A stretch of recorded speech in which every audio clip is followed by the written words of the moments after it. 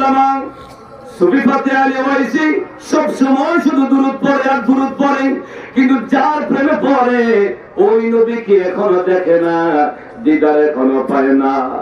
শুধু অন্তরের সঙ্গে জিদ ধরলেন, ইয়া রাসূলুল্লাহ, নবী গো, আমি আপনার প্রেমে দেওয়ানা, আপনার প্রেমে পাগল, কিন্তু আপনার দিদার এখনো পাই না, দেখা পাই না। আমার ভালোবাসার কি মূল্য, আমার ভালোবাসার কি দাম হবে ইয়া রাসূলুল্লাহ?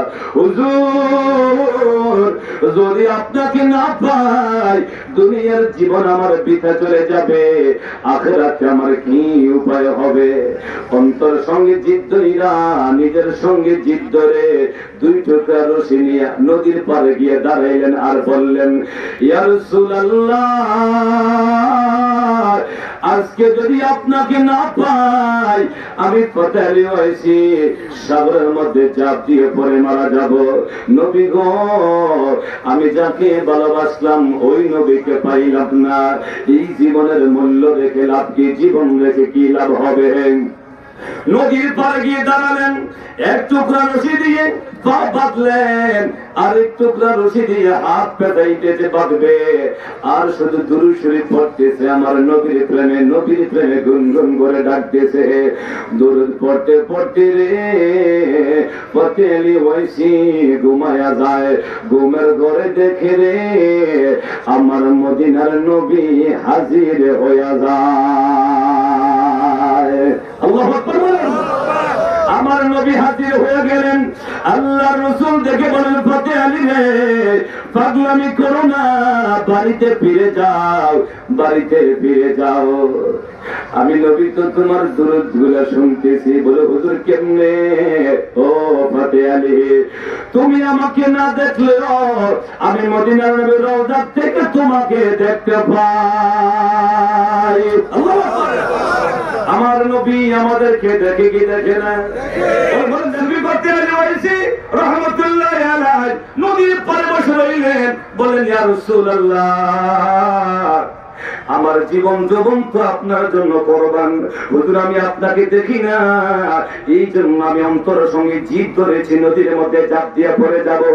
আমার নবী বলেন, ফাতে আলী, আমি নবী তোরে আমার রওজা থেকে আমি তোমাকে দেখতেছি। আল্লাহু আকবার। নবী দেখে কিনা? বলেন, দেখে কিনা? এই ক্ষমতা দিয়েছে কে? আজকের মাহফিল অবস্থা আমার নবী জানে কি জানে না? ইমাম বুখারীর মধ্যে হাদিস কোট করেছেন, ইন্নামা আমালুকুম তুরাদুনা আলাইয়া ফাইন রাআইতু ফিহা খায়রান হামিদুল্লাহ। আল্লাহর নবী বলেন, উম্মত, তোমাদের আমলগুলো আমি নবী দেখতে পাই। সুবহানাল্লাহ। আল্লাহু আকবার বলেন না? উম্মত, তোমাদের আমলগুলো আমি নবী দেখতে পাই। ফাইন রাআইতু ফিহা খায়রান হামিদুল্লাহ। যখন দেখে তোমরা ভালো আমল করতেছো, উম্মত রে, আমি নবী খুশি হয়ে যাই, আল্লাহর প্রশংসা করি। যখন দেখি ভালো বিপরীতে তোমরা আছো, উম্মত, তোমাদের পক্ষ হইয়া আল্লাহর দরবারে ক্ষমা চাই। তাহলে আজকে মাহফিল অবস্থা আমার নবী জানে কি জানে না? জানে কি না? আমার বাইরে দলিল কত রাখবি? দলিল কত রাখবে? আল্লাহ নবী হাদিসের মধ্যে আরো জানিয়ে দিলেন, আল্লাহ পাক আমি রাসূলকে এত ক্ষমতা দিয়েছেন, ইন্নাল্লাহা কাদ রাফানি দুনিয়া ফানা আইয়ানযু ইলাইহা ওয়া ইন্নামা হুয়া কায়ুন ফিহা ইলা ইয়াউমিল কিয়ামাহ কান্না মানযুর ইলা কাফি হাযির।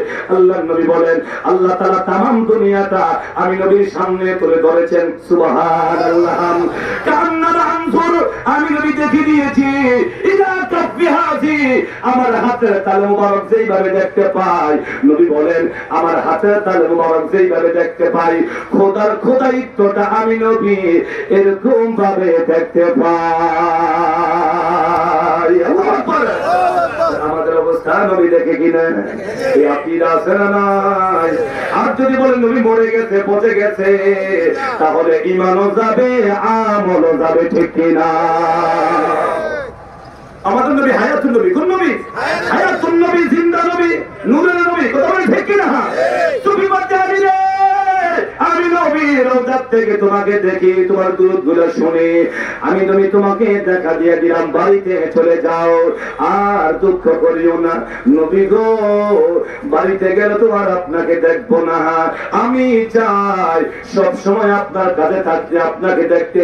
আমার নবী বলেন, যাও, পাগলামি করো না, প্রতি বছরে একবার আমি নবী তোমাকে দেখা দিব, আমার দিদারে মোস্তফা দিয়া দিব।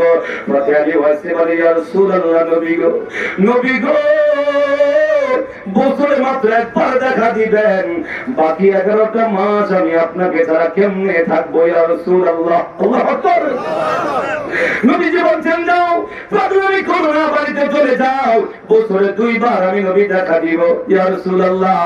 6 মাস পরে একবার দেখা দিবেন, বাকি 5টা মাস আমি কেমনে থাকবো আপনাকে ছাড়া।